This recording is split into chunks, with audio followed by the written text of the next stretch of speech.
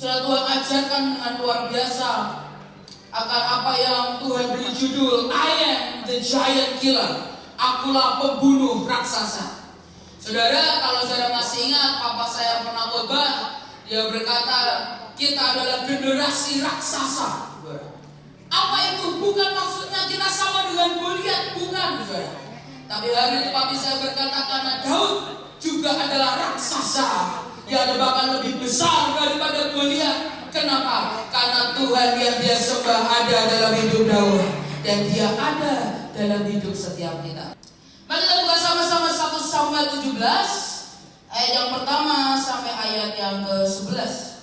Saudara, saya akan kembali ke satu cerita yang klise yang sering dikisahkan mungkin dari sejak kita sekolah minggu ya, saudara ya. Tapi izinkan hari ini Hedi mengulangi sedikit. Oke, 1 Samuel 17 ayat yang pertama sampai ayat yang ke-17. Orang Filistin mengumpulkan tentaranya untuk berperang. Mereka berkumpul di Soko yang di tanah Yehuda dan berkemah antara Soko dan Aseka di Efes-Damim. Saul dan orang-orang Israel juga berkumpul dan berkemah di lembah Tarbatin. Mereka mengatur barisan perangnya berhadapan dengan orang Filistin. Orang Filistin berdiri di bukit sebelah sini dan orang Israel berdiri di bukit sebelah sana. Dan lembah ada di antara mereka. Lalu tampillah keluar seorang pendekar dari tentara orang Filistin. Namanya Goliat dari Gad. Tingginya 6 hasta sejengkal. Ketopong tembaga ada di kepalanya. Dan ia memakai baju zirah yang bersisi. Berat baju zirah ini 5.000 shikal tembaga. Dia memakai penutup kaki dari tembaga, dan di bahunya ia memanggul lembing tembaga. Gagang tombaknya seperti pesa tukang tenun, dan mata tombaknya itu 600 shikal besi beratnya. Dan seorang pembawa perisai berjalan di depannya. Ia berdiri dan berseru kepada barisan Israel. Katanya kepada mereka, "Mengapa kamu keluar untuk mengatur barisan perangmu? Bukankah aku seorang Filistin dan kamu adalah hamba Saul? Pilihlah bagimu seorang, dan biarlah ia turun mendapatkan daku. Jika ia dapat berperang melawan aku dan mengalahkan aku, maka kami akan menjadi hambamu. Tetapi jika aku dapat memungguli dia dan mengalahkannya, maka kamu akan menjadi hamba kami dan takluk kepada kami." Pula kata orang Filistin itu, "Aku menantang hari ini barisan Israel. Berikanlah kepadaku seorang, supaya kami berperang seorang melawan seorang." Ketika Saul dan segenap orang Israel mendengar perkataan orang Filistin itu, maka cemaslah hati mereka dan sangat ketakutan. Saudara, kalau saudara perhatikan, ini adalah cara roh intimidasi itu bekerja. Kalau saudara baca ulang akan perikop ini, maka saudara akan mengerti bagaimana cara bekerja roh intimidasi dan wujud dari orang yang terintimidasi. Saudara, hari itu Goliat itu belum menunjukkan cara dia berperang. Goliat belum memamerkan apa yang dia bisa lakukan. Dia gak salto-salto di depan bangsa Israel. Tapi hari itu hanya bersuara dan dia teriak-teriak, "Ayo, siapa yang berani maju? Akan kubunuh kamu. Kamu bangsa yang kecil, apa bisa kamu?" Dia cuma teriak-teriak. Dan dia hari itu tampil dengan satu orang yang membawa akam perisai di depannya. Kenapa? Saudara, katanya Goliat itu rabun matanya. Kan dia sebenarnya cacat. Ini bukan manusia normal, makanya disebut raksasa. Saudara, kalau sasa yang ini normal, saudara. Kalau raksasa itu kurang normal, saudara. Saudara, hari itu mata itu rabun karena dia terlalu besar. Itulah kenapa dia perlu orang membawa perisai di depannya untuk ngasih tahu, Goliat, kamu berhenti sampai di sini. Kamu maju, kamu berhenti sampai di sini. Karena matanya nggak bisa lihat. Tapi bangsa Israel, Alkitab berkata ketika mereka mendengar suara dari Goliat, mereka menjadi sangat takut dan mereka menjadi sangat terintimidasi. Berapa banyak orang Kristen yang terintimidasi hanya karena teriakan orang-orang di luar sana. Hanya karena omongan-omongan orang membuat akhirnya kita menjadi terintimidasi. Saudara, kita ini boleh berhikmat, saudara. Saudara, kita tidak pernah diajar untuk menantang masalah atau cari penyakit lah, saudara. Tapi sekali lagi, kalau kita mendengar akan sebuah teriakan, kita mendengar akan sebuah berita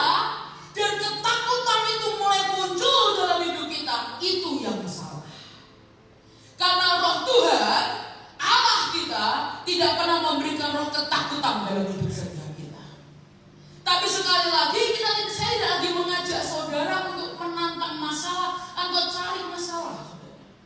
Tapi sudah perlu mengerti ini bahwa wujud orang bijaksana dan wujud orang ketakutan itu sama.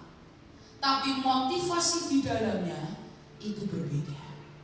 Saudara, suatu hari saya pergi ke satu tempat rada terpencil di daerah mana itu ya, masuk kampung pokoknya saudara.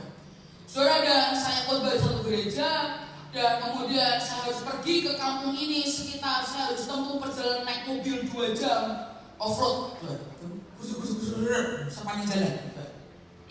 Dan sebelum saya mau berangkat, dan itu saya ditemani oleh salah satu anak. Ketika saya mau berangkat, saya ditelepon sama kepala desanya. Dan desa itu kecil, mungkin hanya sekitar 100 sampai 200 penduduknya. Tapi semuanya Kristen.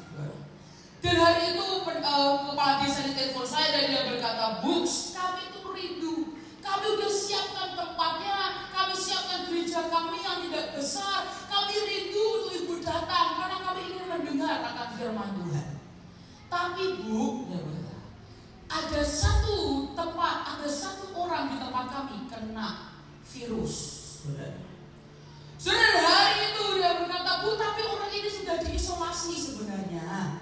Tapi kami mengerti kalau ibu tidak mau datang ke tempat kami." Saudara, hari itu saya berdoa. Saya nggak ngawur, saya berdoa. Saya bilang, "Tuhan, ini gimana?" Saya bilang.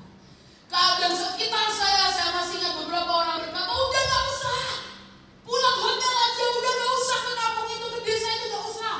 Jangan mencari masalah." Saya kok mencari masalah? Saya izinkan saya berdoa. Saudara, dari itu saya berdoa. Saya masih ingat saya pergi dengan Ibu Melani. Saudara, di mobil saya ngobrol dan saya bilang, "Cimel, kalau Cimelani gimana? Kalau aku berangkat, apakah Cimelani mau ikut bersama dengan saya?" Dari Ibu Melani dengan mantap kemenaduannya, "Berangkat!" Dia berkata, "Sikatlah, sudah sampai sini jauh-jauh, masa enggak melayani satu desa?" Saudara, hari saya berdoa dan bilang, "Berangkat, aku menyertai engkau." Saudara, apakah dengan seperti itu saya gegabah? Enggak.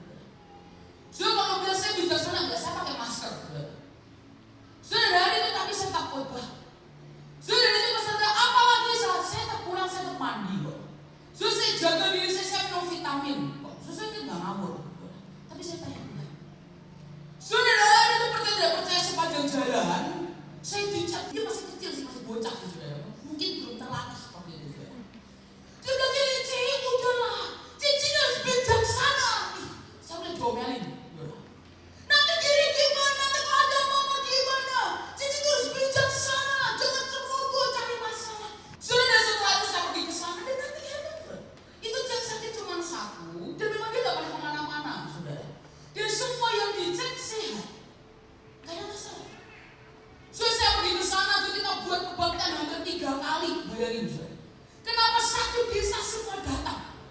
Hanya karena mereka haus dan lapar akan firman Tuhan. Kami di sana sampai malam, pada udah diwanti-wanti jalan sampai malam, jalannya nggak ada lampu.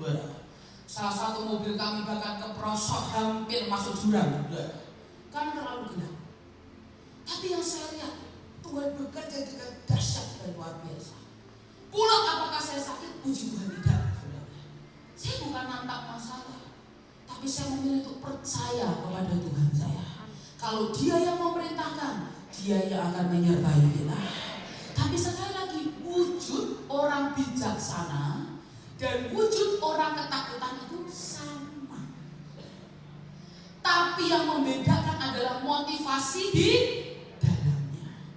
Sekali lagi saya tidak mengajari saudara untuk cari perkara, cari masalah, enggak sama sekali. Tapi saya berdoa jangan biarkan teriakan atau berita di luar sana membuat engkau ketakutan dan seakan-akan kau tidak pernah kenal yang namanya Tuhan. Sudah berkali-kali saya ketemu dengan orang yang takut, "Aduh, cerita saya gimana ya kalau gini gimana?" Tuhan cuma ingatkan saya, bilang ke dia, "Kok kamu kayak orang tidak bertuhan?" Suruh omongan itu nampar saya juga. Saya bilang, "Iya ya Tuhan, kadang kita kadang kita ngerasa kayak orang gak kenal Tuhan. Tapi hari ini firman-Nya jelas. Roh Allah Tuhan tidak pernah memberikan roh ketakutan dalam hidup setiap kita. Jangan biarkan roh ketakutan itu menguasai setiap kita. Karena sebetulnya apa sih yang kita takutkan? Adalah bayang-bayang yang kita ciptakan sendiri. Saudara, itu terjadi dalam hidup saya berkali-kali. Yang saya takutkan itu adalah bayang-bayangan saya sendiri. Saya kalau nggak percaya, saya boleh tanya Yedi dan Sally. Saya setiap kali mau KKR, setiap kali saya mau SHRK. Yang paling saya takutkan adalah saya membayangkan bagaimana jika tidak ada yang paham khotbah saya. Yang kedua, kalau KKR, nanti kalau nggak ada yang maju altar call gimana? Tapi yang saya takutkan sebenarnya apa? Bayang-bayang yang saya ciptakan sendiri. Akhirnya saya sering kali begitu. Suatu hari saya juga mengalami yang sama. Saudara, karena kalau orang udah tegang, disemangatin tuh nggak ngefek, bikin nyebelin dia. Sudah satu hari saya bilang ke saya nanti kamu akan mengerti rasanya. Dan satu hari saya masih ingat dia akan KKL, saya lupa di mana dan dia saya bilang, altar kok. Dan dia bilang, Cik, nanti kalau gak ada yang maju gimana? Nanti saya yang maju. Nanti saya maju paling depan. Sedangkan apa ini ketakutan apa yang kita ciptakan sendiri. Dan hari itu Goliat lakukan yang sama. Dia ini memang pendekar, tapi belum tahu hebatnya apa. Buktinya satu jurus saja langsung mati. Saudara, kenapa? Karena rabun dia nggak bisa lihat batu kecil itu, saudara, nggak bisa lihat. Tapi apakah Daud tahu? Nggak tahu. Apakah bangsa Israel tahu? Nggak tahu. Itulah kenapa ketika Goliat teriak-teriak, Alkitab berkata maka ketika Saul dan segenap orang Israel mendengar perkataan orang Filistin ini, itu belum diapa-apain. Mereka cuma mendengar, Alkitab berkata maka cemaslah hati mereka dan sangat ketakutan. Mari teruskan ke 1 Samuel 17 ayat yang ke-16. Orang Filistin itu maju mendekat pada pagi hari dan pada petang hari. Demikianlah ia tampil ke depan 40 hari lamanya.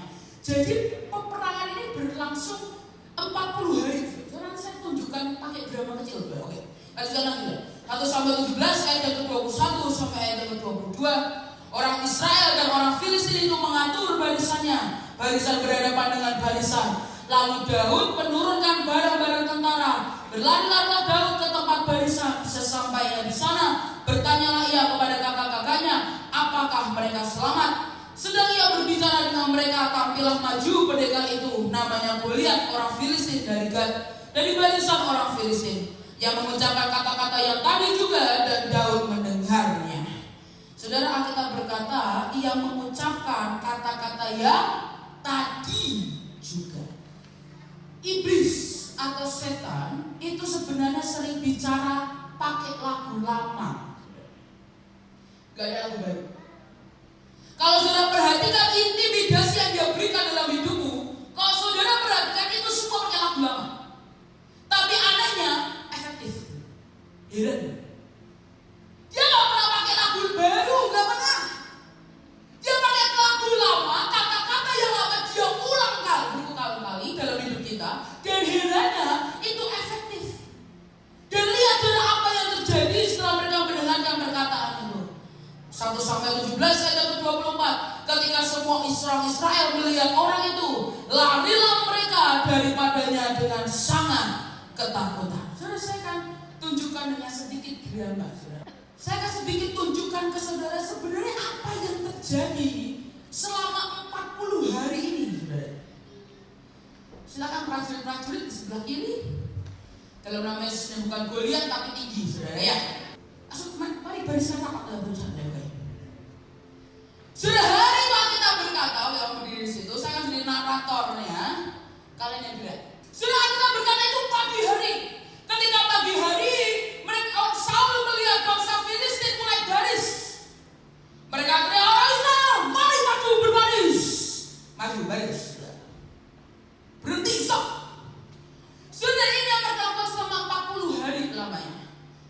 sebelah sini akan muncullah Goliat akan muncul. Dan jangan teriak apa kamu? Tangannya gerak. Wah, malah bunuh kalian semua. Dan setelah itu, waktu aku teriak tangan lagi. Dia kata, wah! Dan orang Israel kan teriak, kabur, saudara. Dah, Filistin pergi. Sore, Filistin baris lagi. Saul melihat di sebelah sini, wah nggak benar nih, Filistin mulai baris lagi. Israel baris, maju ke depan. Dan Goliat akan muncul lagi, satu langkah lagi maju ke depan. Dan dia akan cuma begini juga. Ya, apa kamu tak bunuh kalian semua dan lagi. Wah! Dan orang Israel akan kabur. Saudara, ini 40 hari. Kayak begini doang, saudara. Darah tidak tertumpah. Mungkin cuma keringat aja yang tertumpah. Tapi darah gak ada yang tertumpah. 40 hari terbayangin. Tiap kali pagi, Goliat akan muncul. Israel akan muncul. Teriak kabur. Kebiring-biring, ngoplok semua. Kencing gak karu-karuan, saudara. Sore ngeliat Goliat lagi, baris lagi. Dan itu dipimpin oleh Saul. Terima kasih. Bayangin 40 hari loh, saudara. Apa mereka selalu begitu? Dan mereka itu ada jamnya. Kalau pagi matahari terbit, mereka tuh akan mulai peperangan. Tapi kalau matahari terbenam, harus selesai peperangannya. Makanya itulah kenapa kalau saudara lihat Yosua sampai memberhentikan matahari supaya dia bisa menuntaskan akan peperangannya. Dan itu yang dilakukan oleh bangsa Israel itu cuma teriak-teriak dan karu-karuan.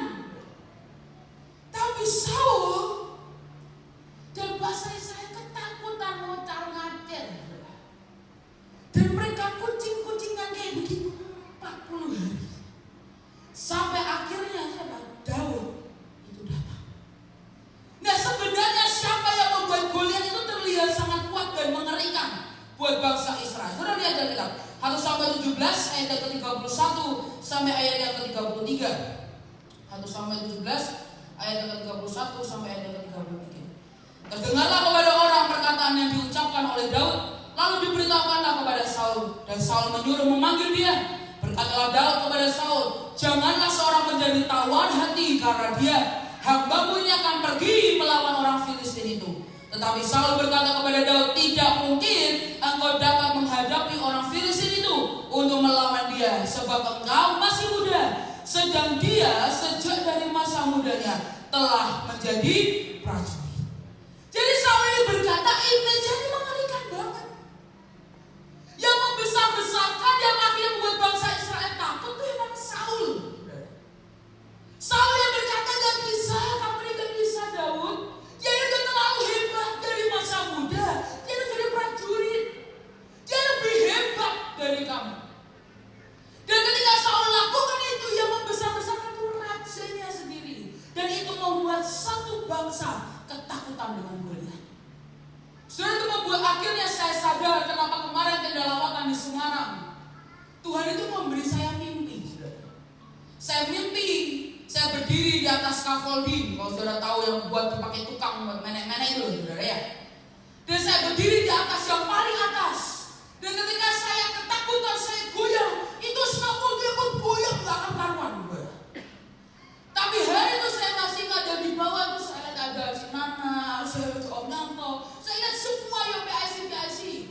Dan saya masih ingat si Nana teriak, no, kamu harus tenang. Kalau kamu tenang, kita juga tenang.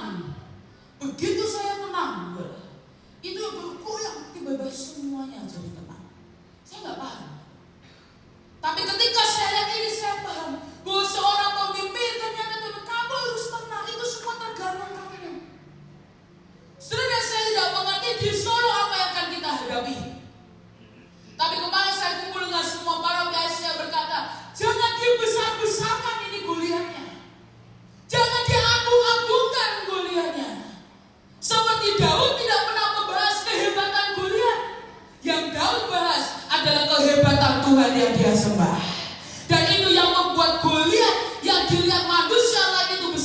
bagi Daud itu kecil.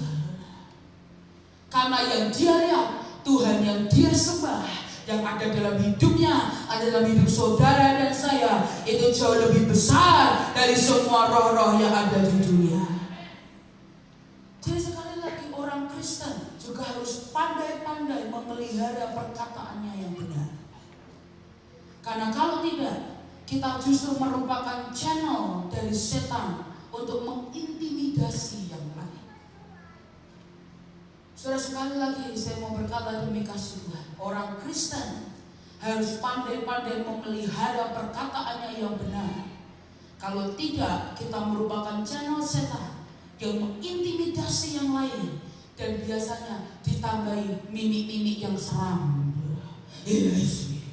Ojo, ini berdiri, jangan mau dipakai iblis untuk mengintimidasi saudara kita. Tapi bukan berarti kita tidak memberitakan kenyataannya, bukan itu, saudara. Tapi kalau motivasi di hati kita untuk meden-medeni, nah itu salah. Itu salah. Saudara, saya itu dulu ketika struggle dengan yang namanya khotbah di mimbar, saya punya teman-teman yang cukup luar biasa. Cukup luar biasa adalah mereka memberitahukan saya kenyataannya, tapi motivasi di hatinya itu meden-medeni. Awal-awal ketika saya akan khotbah, saya akan mulai sharing. Saya pertama kali khotbah, saya mulai aktif itu umur 17 tahun kalau nggak salah saya. Ketika saya pertama kali mengeluarkan buku Say No to Instant, Say Yes to Process, saudara. Berapakah usia rohanimu? Wah, itu buku pertama kali saya buat. Dan saya masih ingat papi saya sebelum khotbah, papi bilang, ayo sharing di depan teman-temanmu semuanya. Sebenarnya di depan orang yang saya nggak kenal aja malu, apalagi di depan teman-teman saya. Itu satu sekolah dikumpulkan di ruang kebaktian hanya untuk mendengarkan anak 17 tahun ngomong ngawur ngidul. Sehingga ketika teman-teman saya tahu saya yang akan sharing, semua mulai satu persatu datangin saya dan bilang, lah iske, lah nopo mengko kayak tiba-tiba ngeblend piye, lah iske, gue nek tiba piye. Soalnya saya dulu belum mengerti firman, kok saya tahu saya ambil batu, saya tembak, wah ini Goliat ini lah. Tapi puji Tuhan saya nggak tahu, saya jadi terintimidasi. Saya mulai membayangkan yang paling ngeri. Saya jalan, tiba kepleset, kubrak. Saya membayangkan saya lagi ngomong di mic-nya jatuh, kubrak. Saya bilang, ya isi. Teman saya mulai datang lagi, nanti nek kamu ngomong semua itu ngomong dia. Saudara, saya mengucap syukur saya punya guru yang luar biasa. Salah satunya menyelamatkan saya. Dia bilang, saya jangan dengerin omongan yang lain. Ya bisa ini bener loh. Ini kan mungkin terjadi. Ya memang, tapi gak apa-apa, sudah percaya aja, Tuhan tolong kamu. Saya mengucap syukur dan Daud saya waktu itu, saudara, yang membunuh Goliat ini. Sebenarnya maksudnya mungkin guyonan, tapi motivasi di hatinya meden-medeni. Saya dulu nari pertama kali, saya masih ingat waktu itu Batra ada laguku berlari padamu. Dan semua tariannya adalah tarian angkat-mengangkat. Dan semua pasangan, kru maupun pasangan diwajibkan untuk harus diangkat, termasuk saya. Pasangan saya jauh lebih kurus daripada saya. Saya bilang gini, ya rempeyek loh, saya bilang. Ya gak mungkin. Meskipun waktu pasangan saya semangat pun, bisa tak angkat kamu. Ya apa kayak angkat berbandel lah. Saya udah gak ada. Saudara itu teman-teman saya, saudara-saudara saya, junior sama gini. Wah, hari ini kita akan lihat Sasa diangkat. Sah, nanti nek pasangan patah tulang piye. Ya isin, nanti nek isin piye. Saya tahu saya ngapain? Saya kunci diri di toilet. Sambil ketakutan, hampir gak menari lagi. Sampai saya bilang ke papi saya, papi, kata saudara-saudaraku, Kalau narik keruk juga harus angkat-angkat, berdiri di atas pundak. Apakah papi juga mengharuskan yang sama? Kalau papi, ya saya keluar dari menari. Saya tidak tega siapapun saya injak di bawah kaki saya. Hanya setan yang boleh saya injak di bawah kaki saya. Yang lainnya jangan. Remuk nanti. Dan saya mengucap syukur papa saya berkata, oh enggak, papi juga deg-degan kalau dia naik-naik begitu. Udah kamu udah usah dibawa aja. Tapi rohmu aja yang melayang-layang. Wah. Oke sih mantap. Sejak itu saya buat gerakan keruk sebanyak mungkin tanpa angkat-angkat.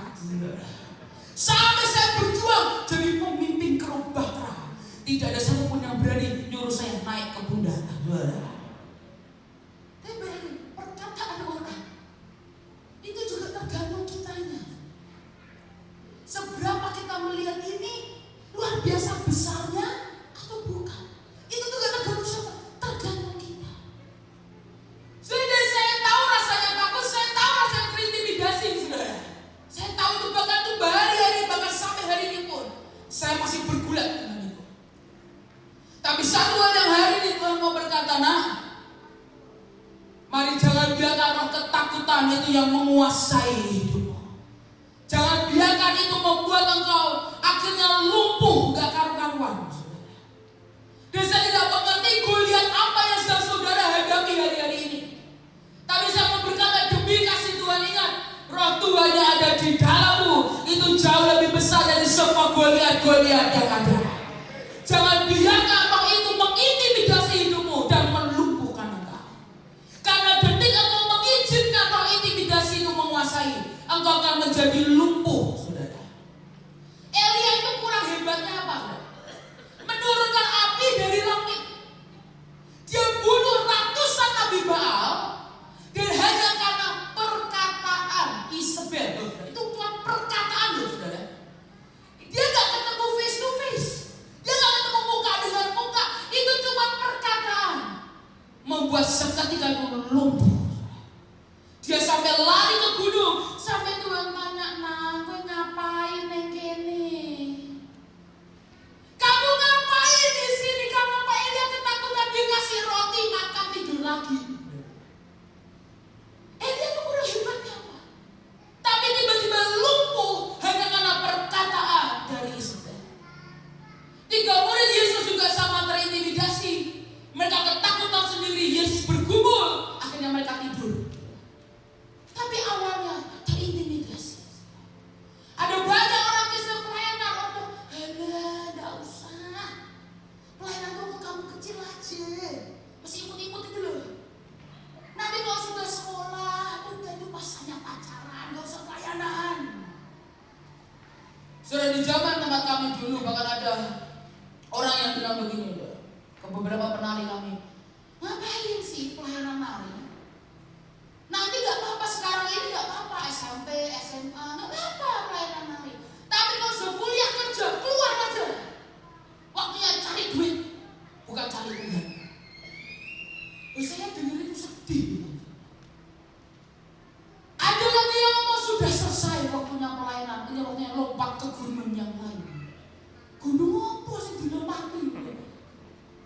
Saya bilang, kalau itu yang kamu dapat dari Tuhan, fine, tidak masalah. Tapi sekali lagi selesai itu terlalu percaya panggilan Tuhan, pelayanan. Itu bukan cuma masalah mimbar. Pelayanan itu masalah hati. Pelayanan itu gak pernah tentang uang. Pelayanan gak pernah kapan foto kita ditampilin di medsos, gak. Pelayanan itu bahkan ketika mimbar kita mungkin seperti ibu-ibu terhebat kami, ibu-ibu kitchen. Mimbar mereka di dapur. Dan mereka harus melayani di situ tanpa ada orang lihat. Bahkan mungkin gak ada orang yang apresiasi mereka, tapi Tuhan melihat. Saudara, saya suka salah satu perkataan seorang revivalist. Dia berkata, kapan pelayanan itu harusnya kita retire? Ketika kita pulang di surga. Tapi apakah di surga kita retire, kita pensiun jadi pelayan Tuhan? Enggak. Justru kita di surga apa? Melayani Tuhan lagi. Saudara, bukan berarti saudara jangan kerja ya, bukan. Tapi kalau engkau tahu, engkau dipanggil ke sebuah pelayanan, pasti Tuhan berikan hikmat untuk saudara mengatur segala sesuatunya. Saudara, sekali lagi saya berdoa, suara-suara yang seperti itu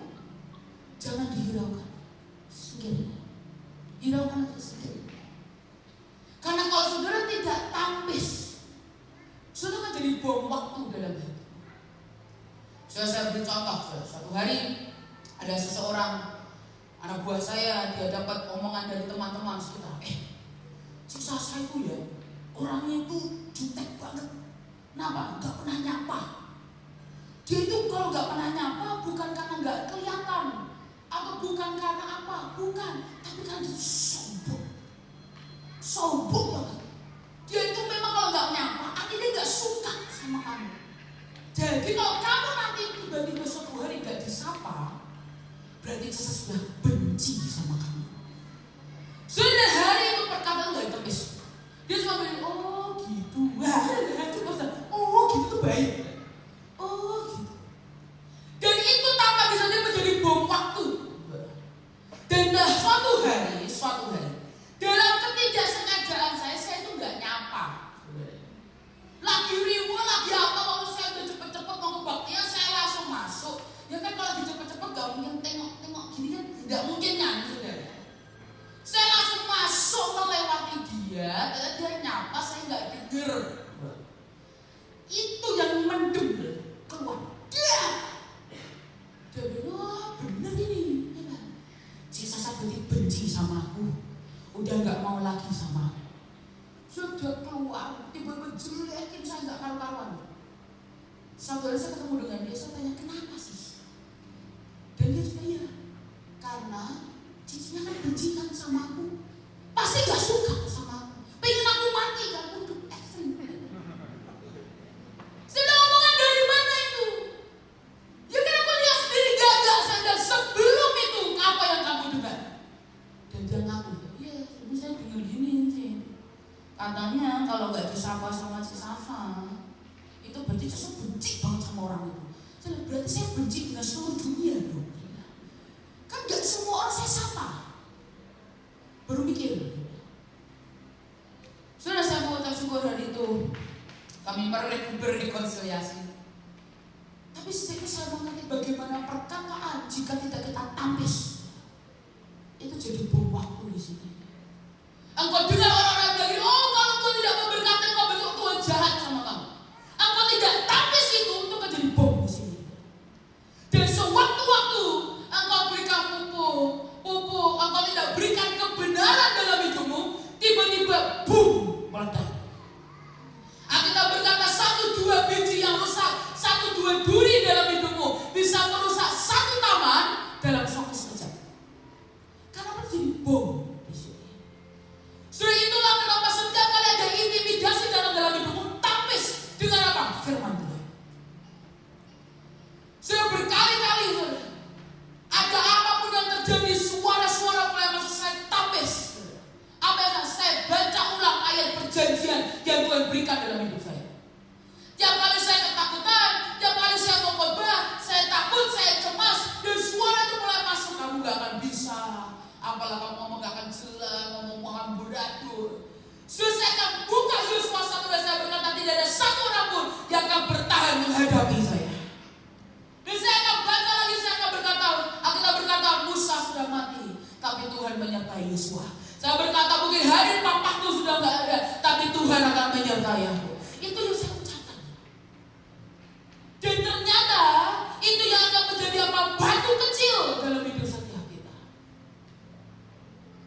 Tapi sekali lagi, kalau kita biarkan itu menguasai kita, itu akan jadi bom waktu. Perkataan-perkataan yang salah itu akan jadi bom waktu. Tapi hari ini saya berdoa biar Tuhan yang memberikan kebenaran dalam hati setiap kita. Biarkan Tuhan memfilter akan telinga setiap kita. Daud mendengar hal yang sama, tapi Daud bereaksi yang berbeda. Daud mendengar perkataan yang sama, tapi dia bereaksi dengan sangat berbeda. Jadi sekali lagi saya berdoa, jangan seperti bangsa Israel dan Saul yang teriak-teriak kucing-kucingan. Tapi hari ini ingat, roh Tuhan yang ada dalammu lebih besar dari semua roh-roh yang ada di luar sana. Jangan biarkan roh ketakutan itu menguasai.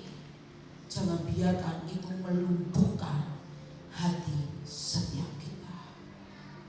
Kamu berkata sekali lagi demi kasih Tuhan, Allah tidak pernah memberi roh ketakutan.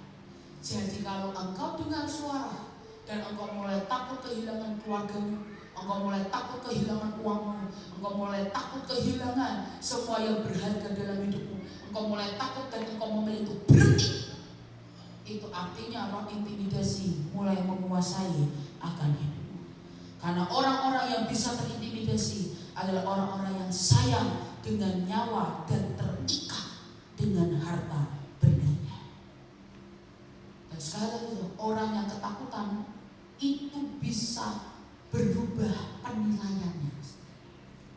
Saya masih ingat dulu ketika kita mau bangun akan tenda lawatan di Semarang, ada yang beberapa ngasihin masukan, buat tendanya begini, wah mewah sekali, begitu dihitung jebret harganya kuat.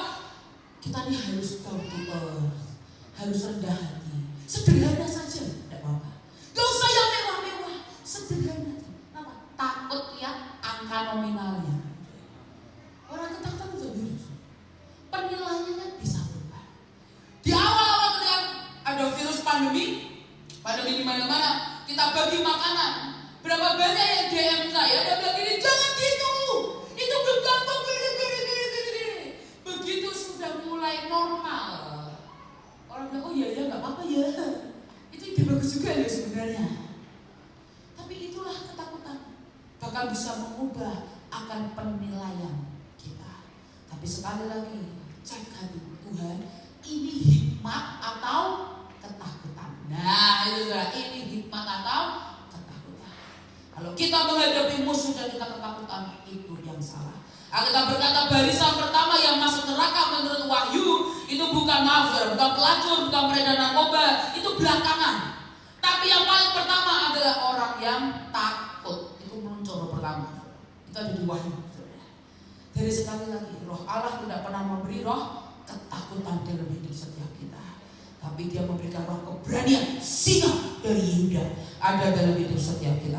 Mari lanjutkan 1 Samuel 17 ayat yang ke-37 sampai ayat yang ke-39.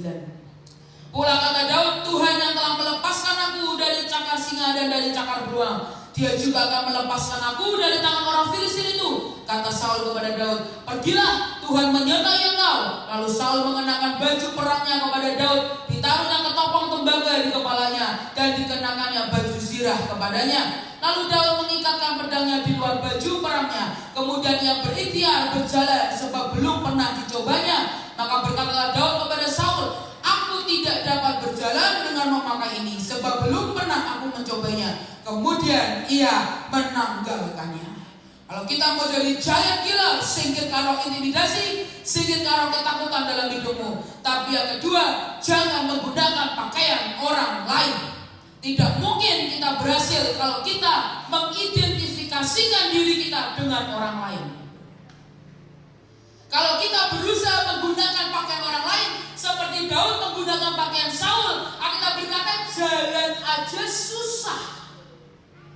Kalau kita berusaha menggunakan hubungan pribadi orang lain dan kita cuma iman gandul, toh gak bisa. Kalau percaya dan percaya saudara demi pribadi akan menghadapi Goliatmu masing-masing. Dan yang kita hadapi itu bukan rame-rame kayak yang tadi di sini, bukan rame-rame. Daud jalan sendirian. Dalam kehidupanmu mungkin kamu jalan sendirian. Dan kau harus menghadapi Goliat itu dalam hidupmu. Tapi hari ini saya berdoa biarkan kita punya hubungan pribadi dengan Tuhan dan bukan menduplikasi duplikat orang lain. Kita tidak menggunakan cara orang lain, tapi kita minta Tuhan yang mewahyukan sesuatu dalam hidup setiap kita. Izinkan Tuhan membawa diri kita masuk dalam pertumbuhan rohani. Karena apa? Semua yang kita kerjakan dasarnya bukan kelengkapan yang ada di luar. Untuk engkau bisa membunuh Goliat, engkau melakukan semua hal dasarnya itu bukan kelengkapan di luar, bukan secara fisik, tapi berdasarkan apa yang ada dalam hidup setiap kita. Jadi apapun yang ada dalam hidup kita, yang terjadi itu di luar itu bukan karena wujud luarnya, tapi karena kekuatan di dalam kita. Dan kalau kita cuma gandul iman orang lain, gak bisa. Engkau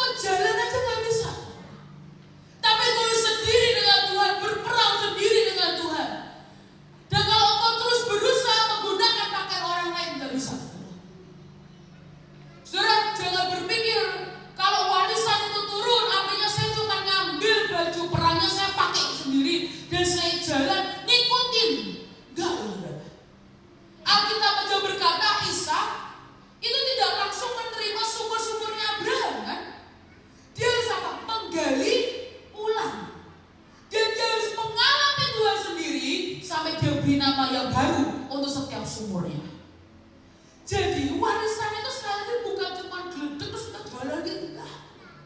Kadang kau harus mengulangi proses mengikuti jejaknya, menggali ulang sumurnya.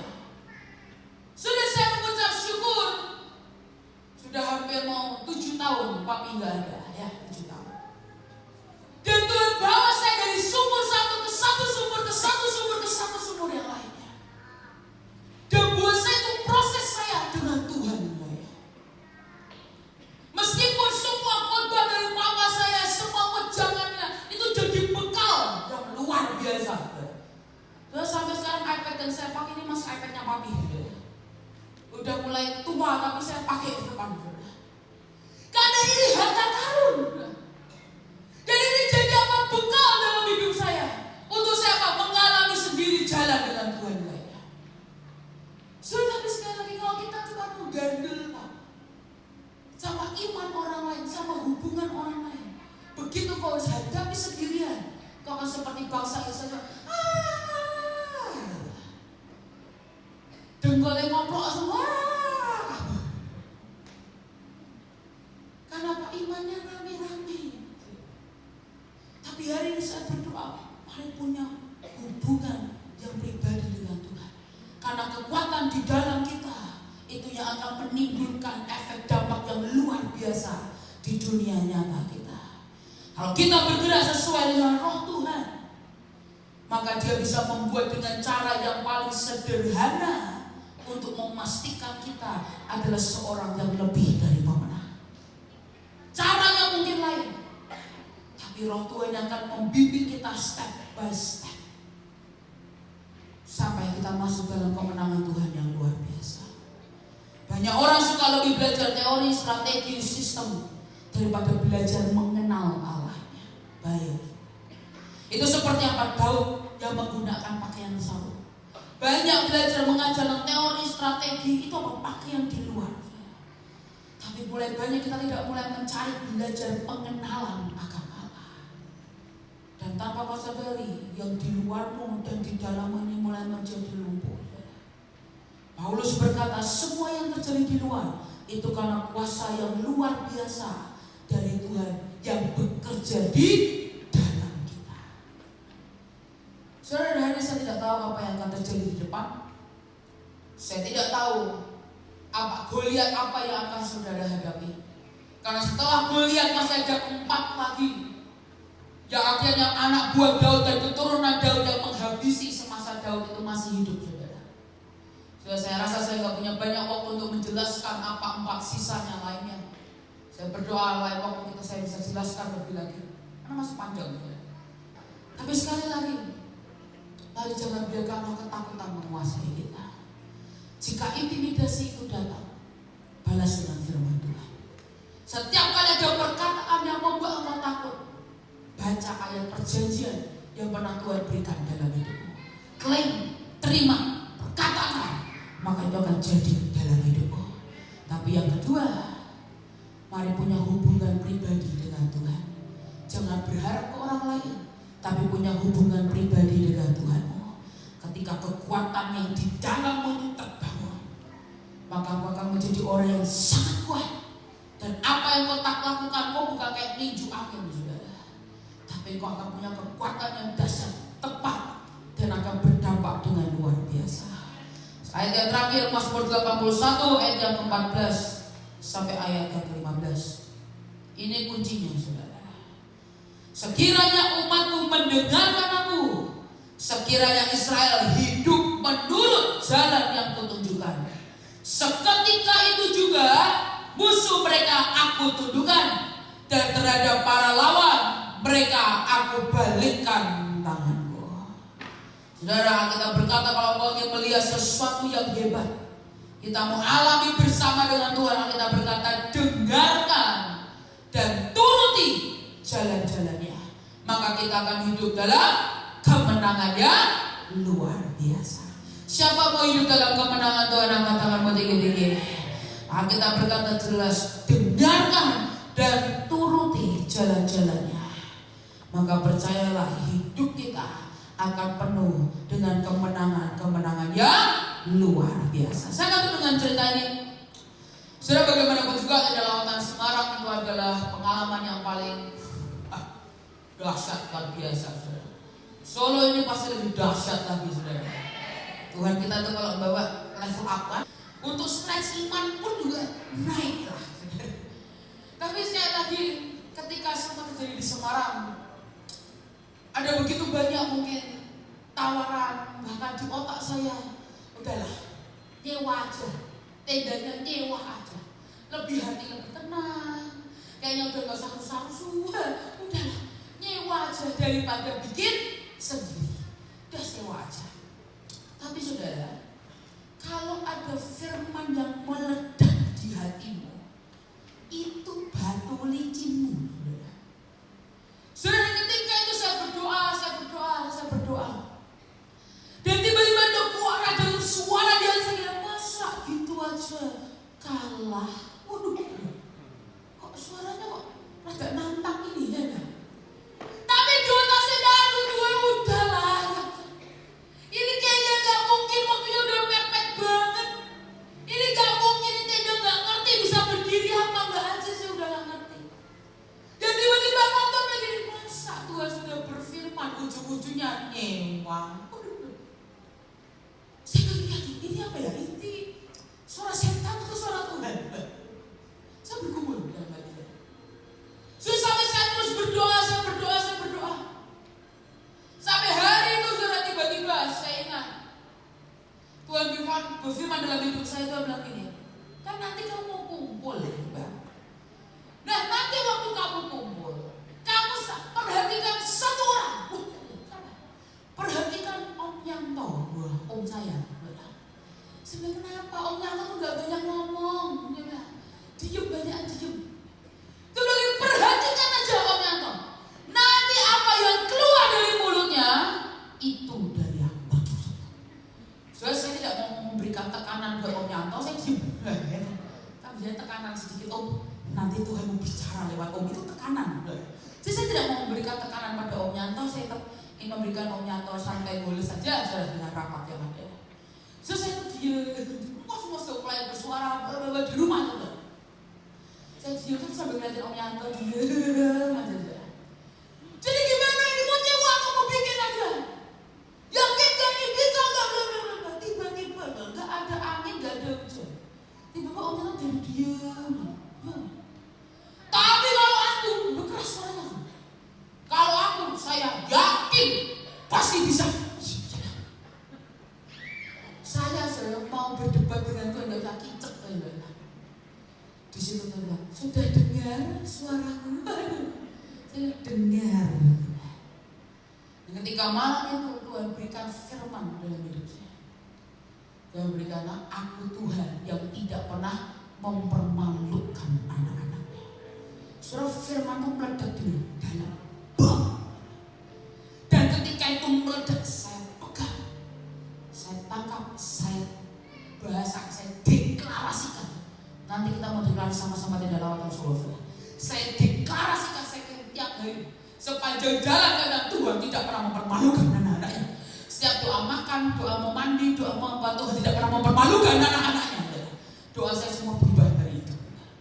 Doa saya berkata, Tuhan, Engkau yang berfirman melalui Om Yanto pasti bisa.